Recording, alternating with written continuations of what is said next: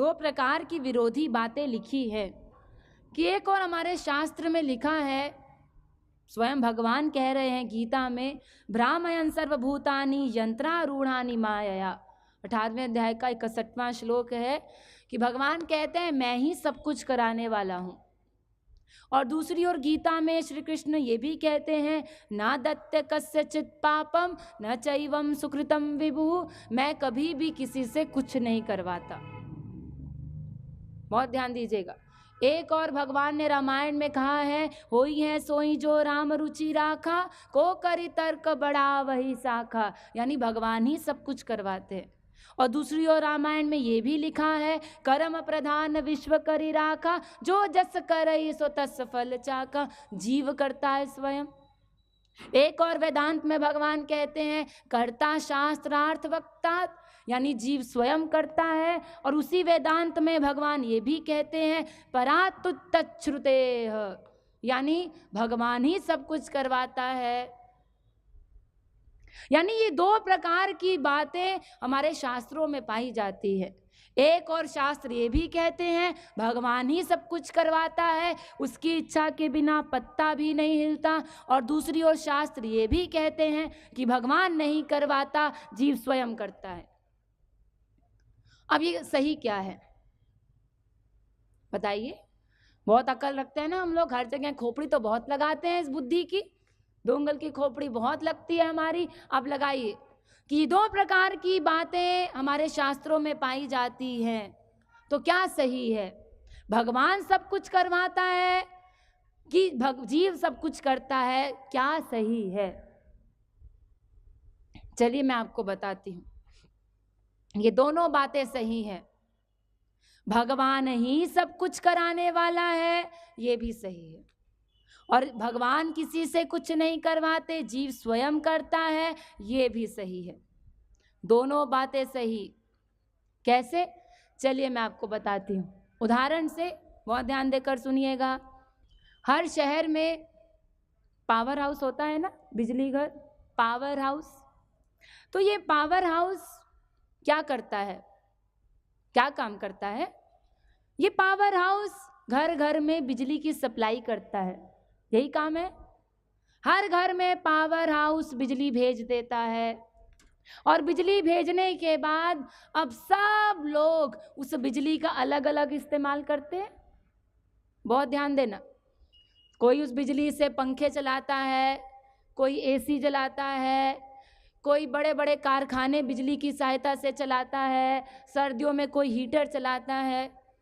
और कभी कभी संसार में ऐसा भी होता है, आप लोग पढ़ते रहते हैं अखबारों में, कि बिजली के तार को छू कर लोग कई बार करंट से मर भी जाते हैं और कई बार दूसरे को भी मार देते हैं। यानी संसार में बिजली के अलग अलग इस्तेमाल करते हैं लोग, अच्छा भी इस्तेमाल होता है, बुरा भी होता है। अब ध्यान दो, बहुत ध्यान देना इधर। मान लो एक बाप का लड़का बिजली की तार को छू करके करंट से मर जाए, तो क्या वो बाप पावर हाउस पर मुकदमा दायर करेगा कि क्यों रे पावर हाउस, अगर तू बिजली ना भेजता तो आज मेरा बेटा जिंदा होता? नहीं, वो मुकदमा दायर नहीं कर सकता पावर हाउस के ऊपर। और अगर करेगा तो पावर हाउस कह देगा कि अरे भाई, इसमें हमारी क्या गलती है, हमने तो तुमको बिजली दे दी, हमने कब कहा तुम्हारे बेटे से जाकर तार को पकड़ लो, हमने तो अच्छे के लिए दी थी, अब तुम उससे मरो कि दूसरे को मारो कि क्या करो बिजली की सहायता से, इसमें हमारी जिम्मेदारी नहीं है ना? ऐसे ही, बहुत ध्यान दो, ऐसे ही वो भगवान उस पावर हाउस के समान है जो जीवों को कर्म करने की शक्ति प्रदान करता है। बस भगवान का केवल इतना ही काम है कि वो हम जीवों को कर्म करने की शक्ति दे देता है। अब उसके बाद भगवान का काम खत्म, अब उसके बाद जीव का काम शुरू। अब उसकी दी हुई शक्ति का हम अच्छा का उपयोग करते हैं या गलत उपयोग करते हैं, अभी हमारे ऊपर निर्भर करता है। अब इसमें भगवान की कोई जिम्मेदारी नहीं। भगवान ने अपना काम कर दिया कि आपको शक्ति दे दी, अब आप उसकी दी हुई शक्ति का सदुपयोग करो कि दुरुपयोग करो, जैसा उपयोग करोगे वैसा फल भोगना पड़ेगा। जैसे नदी बहती है, अब तमाम लोग उस नदी के जल का अलग अलग इस्तेमाल करते हैं। बहुत ध्यान दीजिएगा, इधर देखिए, सब लोग उस नदी के जल का अलग अलग इस्तेमाल करते हैं। कोई उस नदी में जाकर नहाता है, कोई अपने कपड़े धोता है, कोई अपनी प्यास बुझाता है, कोई अपने खेतों की सिंचाई करता है, और कभी कोई नदी में डूबकर आत्महत्या भी कर लेते हैं। संसार में रोज किस्से होते रहते हैं, नदी में छलांग लगाकर मर जाते हैं लोग। अब बताओ, नदी तो बह रही है अपना, अब कोई उसमें कपड़े धोए या डुबकी लगाकर मर जाए या कोई कुछ करे, इसमें नदी का तो कोई दोष नहीं है, वो तो बह रही है अपना। अब तुम उसमें नहाओ कि कपड़े धो कि मरो, इसमें नदी का क्या कसूर है। ऐसे ही वो भगवान उस नदी के समान है जो हमको केवल अपने अपने तत् कर्म करने की शक्ति प्रदान कर देता है। अब उसकी दी हुई शक्ति का क्या इस्तेमाल करेंगे, अब ये हमारे ऊपर निर्भर करता है। ध्यान दो, एकदम आखिरी गधे की अकल से समझा रही हूं, ध्यान देकर सुनना। देखिए, आप लोग संसार में जो कुछ भी कर्म करते हो, कैसे करते हो बताओ? कोई भी काम आप संसार में करते हो, कैसे करते हो? उसमें आँख, पैर, हाथ, नाक, मन, बुद्धि सब लगता है, तब तो संसार में आप कोई काम कर पाते हो। मान लो आपको खाना भी बनाना है, मान लो ऑफिस में काम भी करना है, तो उसमें हाथ, पैर, मन, बुद्धि सब चाहिए। अगर एक भी चीज़ गायब है तो आप काम नहीं कर पाएंगे। तो संसार में आप कोई भी कर्म करते हो, उसके लिए आपको ये सारी इंद्रियां चाहिए, सब चाहिए। लेकिन आप जानते हैं, बहुत ध्यान देना, लेकिन आप जानते हैं जिन इंद्रियों से आप संसार में कर्म करते हो, ये आँख है जिससे देखते हो, ये कान है जिससे सुनते हो, ये जितनी इंद्रियां हैं, ये पैर हैं जिससे चलते हो, ये जितनी इंद्रियां हैं, ये क्या है आपको पता है? इनकी परिभाषा क्या है? ये सब जड़ हैं। जड़, जड़ माने जो कुछ नहीं कर सकती, हिलडुल नहीं सकती। जैसे ये माइक है, ये जड़ है। जैसे रुमाल है, ये जड़ है। जैसे ये ग्लास है, ये जड़ है। ये कुछ नहीं कर सकते, हिलडुल नहीं सकते। ऐसी जितनी इंद्रियां हैं हमारी, हाथ, कान, पैर, सब के सब जड़ है, कुछ नहीं कर सकते। उनकी वास्तविक परिभाषा बता रही हूं आपको, जड़ है, सब जड़ है। लेकिन ये काम तो बहुत सारा करते हैं, किसी को पकड़ रहे हैं, किसी को मार रहे हैं, कभी कुछ कर रहे हैं, काम तो बहुत कर रही हैं हमारी इंद्रियां। ये कैसे कर रही हैं बताओ? कैसे कर रही हैं? भगवान की शक्ति को पाकर। बहुत ध्यान देना। यद वाचानभ्युदितम येन वागभ्युदते तदेव ब्रह्मत्वं विद्धि नेदं यदिदम् उपासते। यच्चक्षुषा न प्रवश्यति येन चक्षुगंसि पश्यति तदेव ब्रह्मत्वं विद्धि नेदं यदिदम् उपासते। यच्छ्रोत्रेण न शृणोति येन श्रोत्रमिदग्वं श्रुतं तदेव ब्रह्मत्वं विद्धि नेदं यदिदम् उपासते।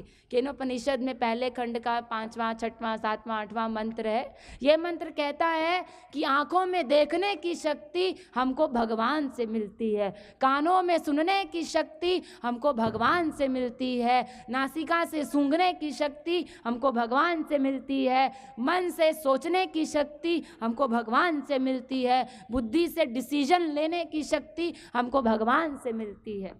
यानी हर इंद्रिय की शक्ति हमको भगवान से मिलती है। अगर भगवान अपनी शक्ति माइनस कर दे, हम सब 0/100 खत्म।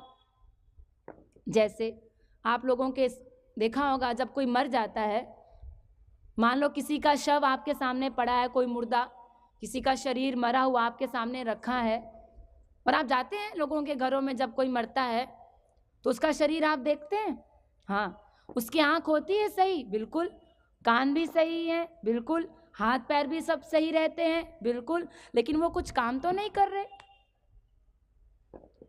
वो मर गया है वो व्यक्ति, उसकी आंख भी सही है, कान भी है, हाथ भी हैं, पैर भी हैं, सब हैं, लेकिन फिर भी वो कुछ काम नहीं कर रहे। क्यों? क्योंकि भगवान ने अपनी शक्ति, आत्मा रूपी शक्ति को निकाल दिया। तो शरीर खत्म, जिसको आप लोग कहते हैं मृत्यु हो गई।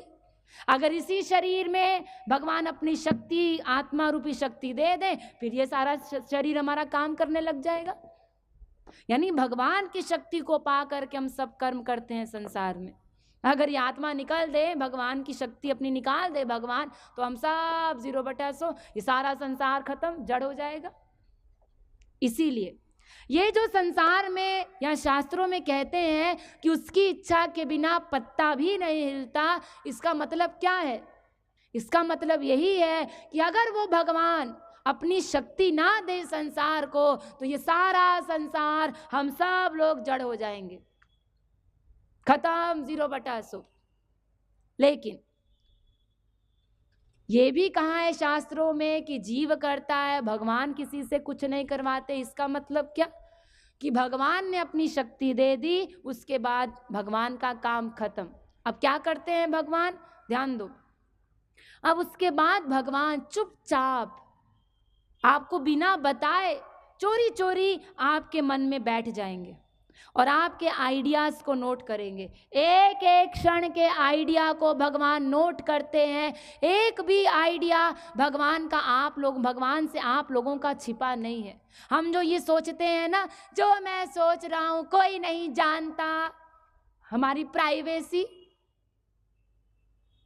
ये जो हम सोचते हैं, इतने जितने हम पाप करते हैं ना संसार में, ये इसी चीज के कारण। हम जो सोचते हैं ना, जो मैं सोच रहा हूं कोई नहीं जानता, बगल में बैठे बीवी के खिलाफ सोच रहे हैं, हाँ, बीवी को क्या पता। ये प्राइवेसी ही हमको अनादिकाल से मार रही है। ये भूल जाते हैं हम कि अरे हमारा एक भी आइडिया भगवान से छिपा नहीं है।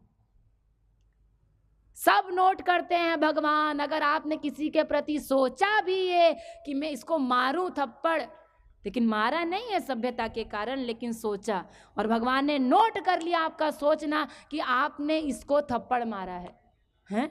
मैंने तो नहीं मारा, सोचा ना।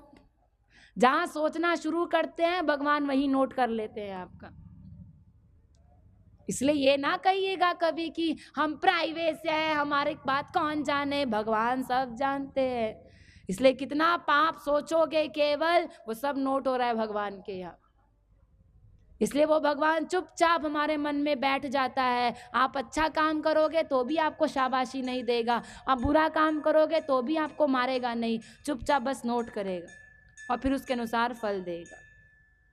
इसलिए ये दोनों बातें सही हैं कि भगवान अगर शक्ति ना दे तो हम कुछ भी नहीं कर सकते, लेकिन शक्ति देने के बाद भगवान का काम खत्म। अब उसके बाद हम जो कुछ करेंगे उसकी दी हुई शक्ति का जैसा इस्तेमाल करेंगे वैसा ही फल भोगना पड़ेगा। भगवान ने इन आँखों में देखने की शक्ति दी है।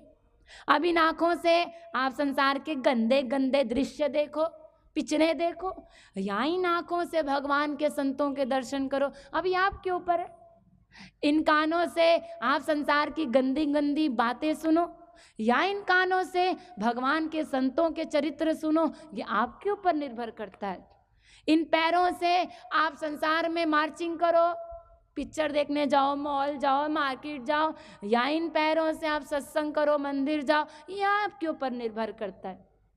अब उसके भगवान का कोई काम नहीं इस चीज़ में। उसने आपको चलने की, सोचने की शक्ति दी है। अब क्या देखो, क्या सुनो, कहाँ जाओ, ये सब आपके ऊपर है।